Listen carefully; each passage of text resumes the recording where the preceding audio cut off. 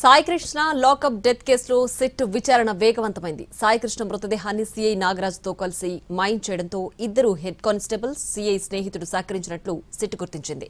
CI Nagaraju arrest తర్వాత head constables Ashok, Nani అజ్ఞాతంలోకి వెళ్లిపోయారు. అశోక్ ఇంటికి సిట్ పోలీసులు వెళ్లగా లేకపోవడంతో వెనుతిరిగారు. సీఐ అసిస్టెంట్గా ఉన్నాడు హెడ్ కానిస్టేబుల్ అశోక్. సీఐ పేరు చెప్పుకుంటూ ప్రైవేట్ వ్యవహారాలు నడపడంలో హెడ్ కానిస్టేబుల్ జంగం నాని కీలకంగా ఉన్నాడు. గన్నవరంలో సస్పెండ్ అవ్వగా పటమట స్టేషన్లో అక్రమాలకు పాల్పడ్డారని వచ్చిన అభియోగాలతో నానిని వీఆర్కు పంపారు ఉన్నతాధికారులు. ఇటీవలే కృష్ణలంకలో హెడ్ కానిస్టేబుల్గా నానికి పోస్టింగ్ వచ్చింది. లాకప్ డెత్ తర్వాత మృతదేహాన్ని మాయం చేయడంలో సీఐ నాగరాజ్తో పాటు అశోక్, నాని, సురేష్ పాత్రున్నట్లు గుర్తించింది సిట్.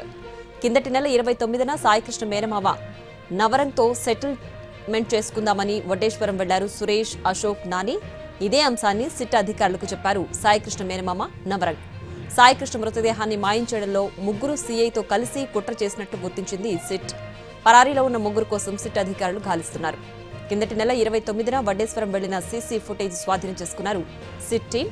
సిడిఆర్, సీసీ ఫుటేజ్ ఆధారంగా ముగ్గురు కీలకంగా ఉన్నారని సిట్ గుర్తించింది.